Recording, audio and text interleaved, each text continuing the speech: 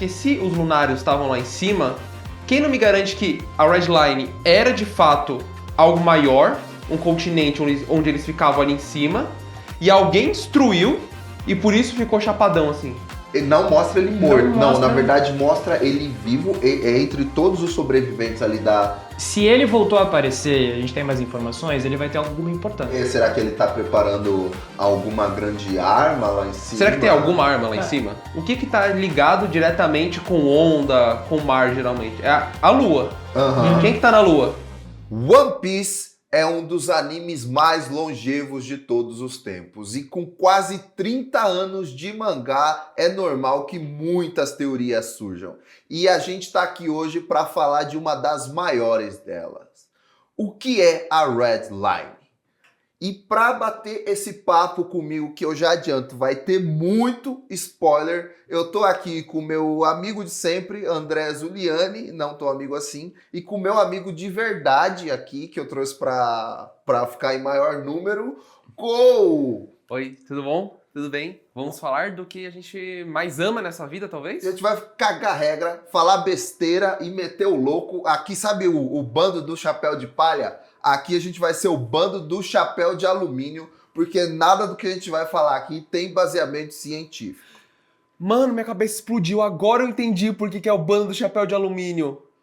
Nossa! Mano, ficou muito melhor agora na minha cabeça agora. Já quebramos uma teoria aqui, né? Já Já quebramos a teoria aqui. Meus parabéns, Pedrinho. Meus parabéns. Estamos ansiosos para falar do que é. O que é Red Line? O que é a vida? O que é o One Piece? Mas primeiro a gente tem que ir por partes. A gente já falou muitas vezes, tanto no site quanto no canal do Omelete, sobre os mares, sobre as ilhas, mas além disso, a gente tem algo estratosférico no meio desse oceano, que é a Red Line, o único continente do mundo de One Piece, que é uma faixa de terra de 3 quilômetros acima do nível do mar, que circunda o globo inteiro. Isso é loucura, é bizarro, né? Não, é muito louco você pensar que tem um negócio ali que faz assim, ó, puf, e cruza tudo, né? E divide. É, tipo como se a Terra tivesse casado com a Lua e ganhado uma aliança. Fica aí essa analogia terrível.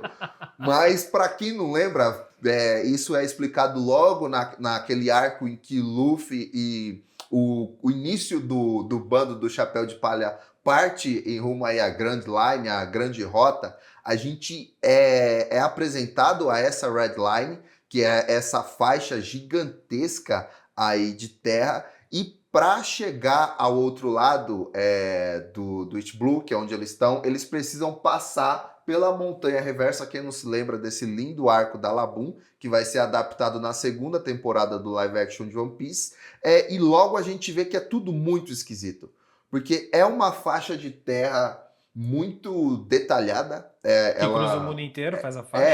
Ela... Pensa, sempre que eu vejo o desenho, eu penso na linha do Equador, né? Exatamente. Que dá a volta. É como se a linha do Equador fosse de terra. E ela tem muitas poucas brechas aí para conectar esses 4 oceanos, né? A gente tem norte, sul, leste e oeste, que eles são divididos não apenas pela Red Line, como a gente está vendo ali na tela, mas também pela Grande Rota, né, a Grand Line, que ainda depois ali da Grand Line, entre os mares e a Grand Line em si, a gente tem o Calm Bat, que é aquele mar calmo, que é onde os gigantes dos mares costumam procriar, porque ali eles são soberanos. A gente não tem vento ali. Não tem corrente, né? Exatamente, não tem nenhuma corrente. É um mar que parece uma piscininha ali para eles.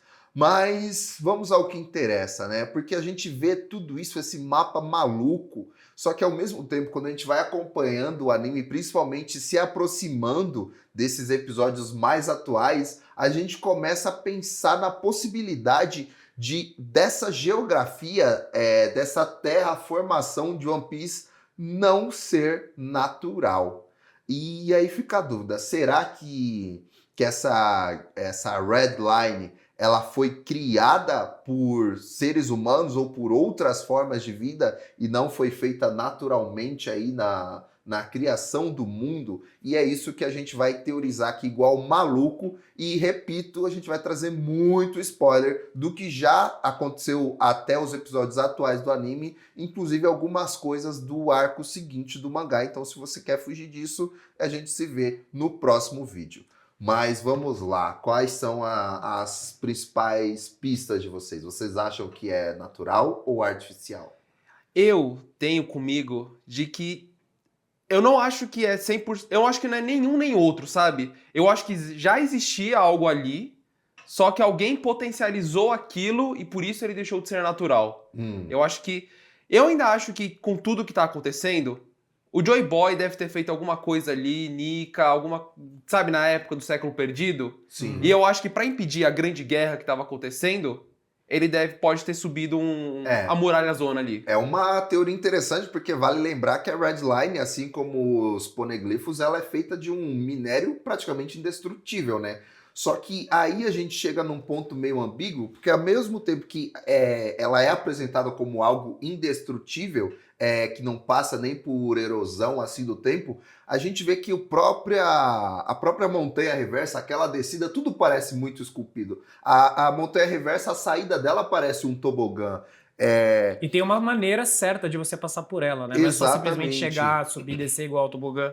Você falou que você vai chegar do outro lado, né? Tem que todo um esqueminha com o navio igual a Nami faz para eles conseguirem passar. Sim, e tipo, não é como a gente tá acostumado a ver grandes montanhas aí, que é feito pelo impacto de duas placas tectônicas e ela sobe num formato meio assim de montanha mesmo, pontudinho. Não, ela é chapado, é uma grande chapada, na maior parte dela, inclusive virou a morada atual dos dragões celestiais. E aí entra um negócio, eu não tinha parado pra pensar nisso até você falar a sua teoria, Cole, porque a gente fala, talvez o Joy Boy tenha feito alguma coisa, ela era talvez um pouco mais baixa e subiu, mas e se foi algo feito pelo próprio governo mundial para proteger a Terra dos Dragões Celestiais? Mas aí que tá. Primeiro spoiler do mangá aqui pra vocês. Era um dos meus principais palpites até a gente ter aquele flashback da história do Joy Boy, em que ele sobe a Red Line e se encontra com os Lunários, né? Que era o povo ancestral do King, que era o braço direito aí do Kaido, o principal vilão de One Piece até agora.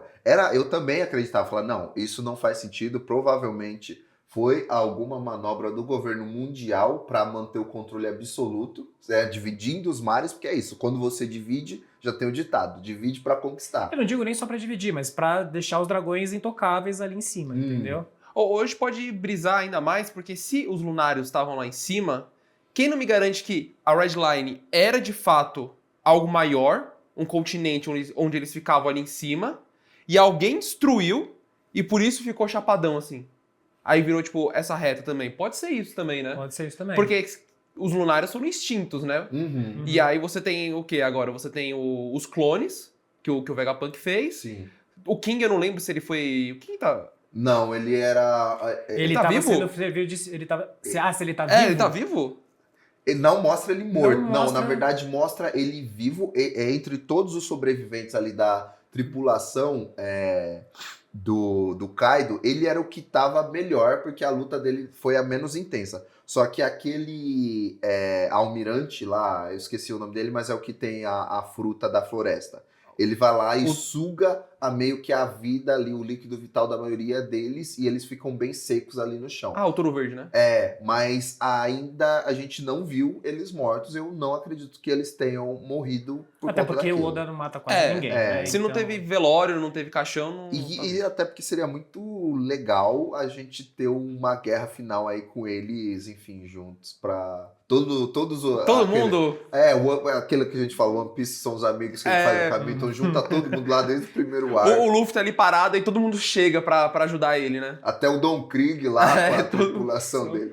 Eu acho que ela não é inteiramente artificial. Eu acho que ela já era alguma coisa e ela pode ter sido moldada a ser da forma como ela é. Eu acho que ela já dividia o mundo de One Piece, já dividia o o paraíso com o novo mundo. Ela pode ter sido, igual você falou, ela pode ter sido shapeada dessa forma que ela é agora, que a gente conhece, mas que ela já era uma grande montanha, um grande terreno que dividia os mares. Mas mesmo que parcialmente artificial, como é que a gente teria, né, tido essa terraformação? Será que foi uma grande explosão que Não, juntou parcialmente massas de não. terra? Eu tô falando, tipo, erosão. Igual a erosão acontece no nosso mundo, ela pode ter sido shapeada Naturalmente. não, você diz. naturalmente, ou por guerra, ou, pô, vamos quebrar essa parte dessa montanha aqui e deixá-la assim. Mas aí que tá o meu ponto. Porque se ela é indestrutível, pelo menos para as armas que eles têm conhecimento no anime, então a gente teria talvez as armas ancestrais destruindo parte da Red Line, talvez, ou construindo ela. Pode ser uma coisa assim. Ou a gente pode brisar também que todos esses continentes, eles estavam unidos na Red Line, meio Pangeia de ser mesmo, e aí as armas ancestrais separaram, destruíram, e aí as armas ancestrais foram perdidas ali, divididas pra ter uma divisão de poder, porque alguém tinha o poder de todas elas, e aí você corta a Red Line pra meio que... Separar pra as armas. separar tudo, sim. Alguma coisa nessa brisa. É uma teoria muito interessante, sim, de se pensar. Só que ainda me pega um pouco essa questão do mundo de One Piece, porque a gente tem alguns indícios, desde o começo do anime, que aquele planetinha onde eles vivem já passou por mais de uma terraformação. Em que sentido? A gente já sabe, desde o arco de Enies Lobby, que o nível do mar tá instável há muito tempo, né? Se a gente pegar Water 7, que a gente vê aquele fundo do mar, que é um prédio em cima do outro, eles não têm mais chão há séculos, então, tipo, inunda tudo até o nível, sei lá, de um prédio de 15 andares, eles têm que construir outro prédio em cima para ir sobrevivendo aí no meio do mar, como uma ilha que agora é praticamente artificial. E agora no anime a gente teve esse reforço. Quando ele voltou do hiato, a gente já tem aquela cena com aquele narrador já falando que o nível do mar está subindo em várias partes do mundo. Tá estável até agora, né? E especialmente por conta daquele ataque ao reino de Luluja. E falando de Luluja, a gente também lembra diretamente, aí sim, da ilha de Enies Lobby, que era a ilha judicial do governo, onde a gente tem um pedaço de terra em cima de uma cratera enorme e que nunca fecha. E a gente tem essa cratera gigantesca que nunca é preenchida de água, mas ao mesmo tempo, por todo o mar de One Piece, até chegando ali àquela ilha do Jinbe, a gente tem correntes marítimas completamente inexplicáveis cientificamente. Inclusive aquela lá da Ilha do Céu, que é a ilha do Arco do Enel, que é um grande geyser que sopra um barco até acima das nuvens, né? E a gente também já viu durante One Piece que todas essas correntes malucas se conectam em algum momento, em algum ponto. E eu gosto que você citou do personagem que eu ia falar agora, porque o que tá ligado diretamente com onda, com mar, geralmente? É a Lua. Uhum. E quem que tá na Lua?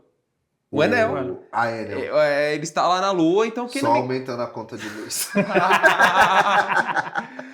E aí, ele tá ali... E quem me garante que... E tem um povo que mora na Lua, né? Tanto que ele tá meio sendo coroado como soberano de lá, né? E tudo mais. São os piratas espaciais. Alguma coisa assim o nome, né? E quem me garante que isso também, que a Lua não tem alguma coisa interferindo também no nível do mar, né? Pode ser. Será que ele tá preparando alguma grande arma lá em cima? Será que tem alguma arma lá em cima? A gente vamos só recordar, então. A gente sabe onde que Plutão está em um ano submersa. Sim, só aproveitando outro gancho aí do nível do mar, só lembrando daquele flashback, não um flashback, mas quando eles descem aquela escadaria secreta lá do Reino de Wano com o pai do Oden, a gente vê que já existiu ali uma civilização em um ano, que a gente pode comparar o ano com o Monte Fuji. É como se o nível do mar tivesse subido até a metade do Monte Fuji e a população tivesse sido obrigada a morar no topo da montanha. E lá embaixo, desculpa, Zuli, tá uma das grandes armas ancestrais. Tá lá Plutão, aí tem aqui, tá sob o controle, eu não lembro o nome dela, que tá sob o controle do... Uranus. Uranus, que destruiu o reino de Luluzia, e a outra terceira... É a...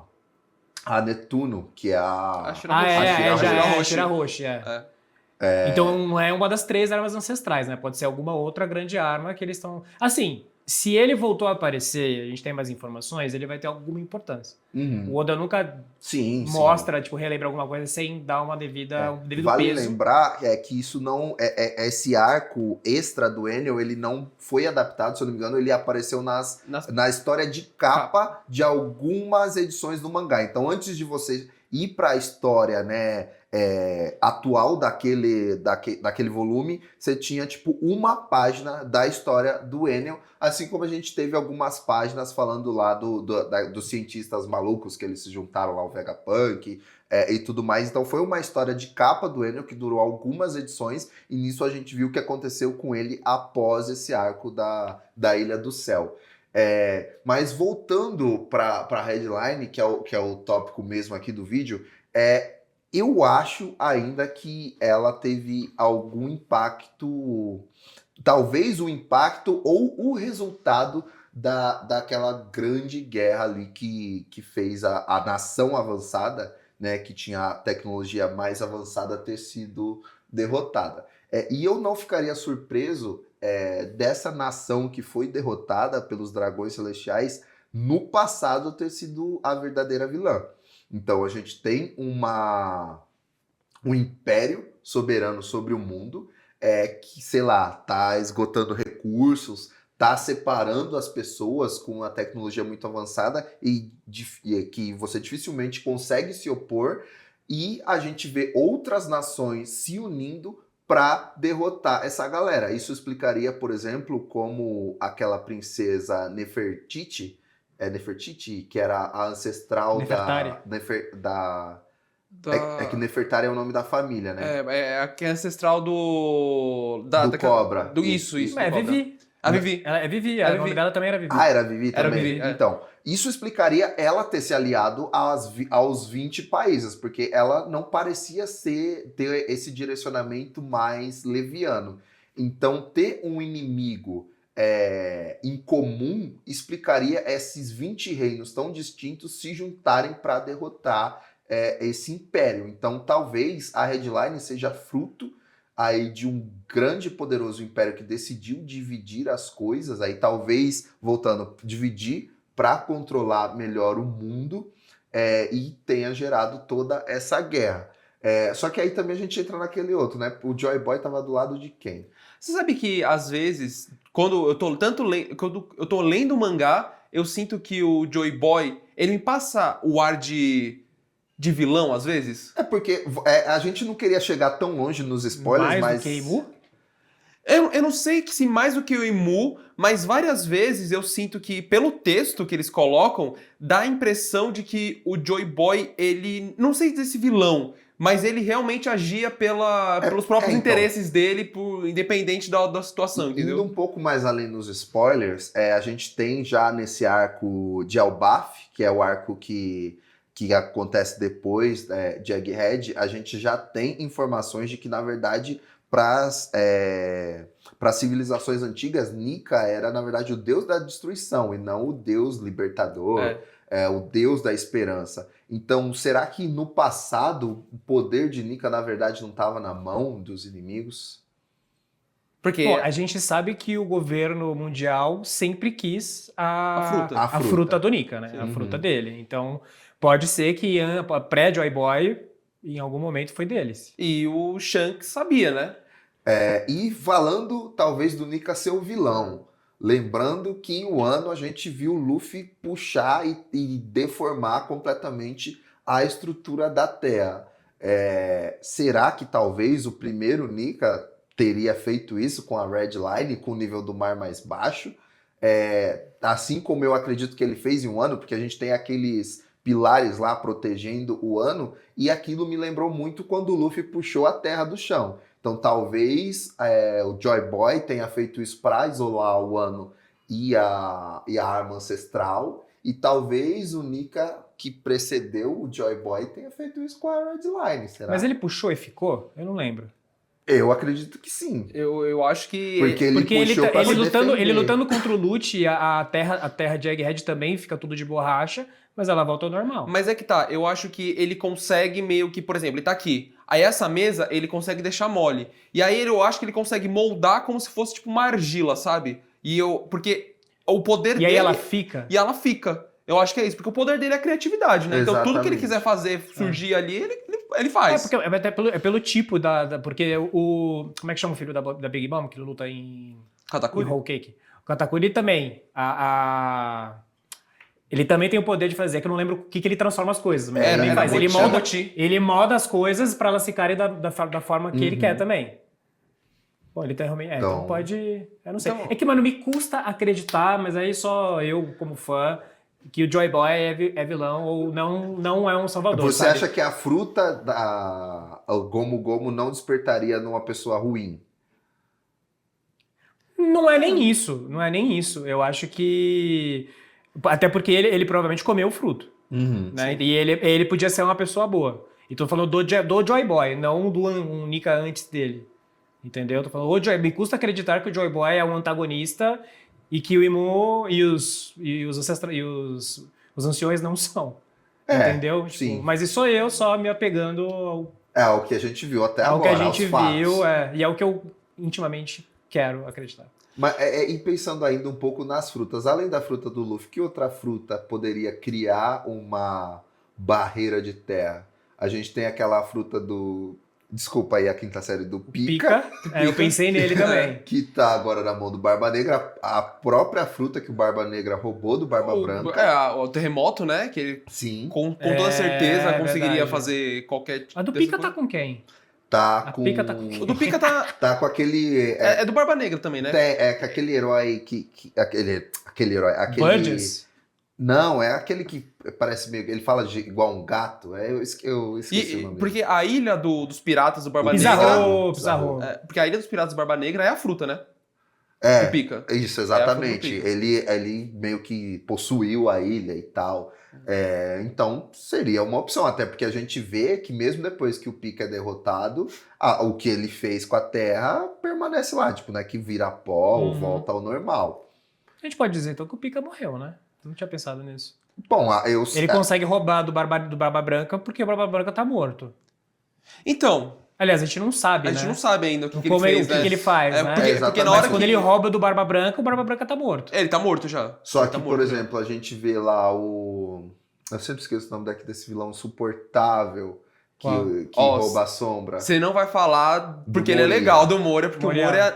não. Chato demais. Não é chato. Mas quando ele vai pra Ilha do Barba Negra, ele vai procurando lá aquele menino que fica invisível. Exatamente, porque o Barba Negra sequestrou ele pra roubar a fruta da invisibilidade. Caralho, como o One Piece é tão foda que a gente tá fazendo um vídeo sobre falar da Red Line e a gente já tá...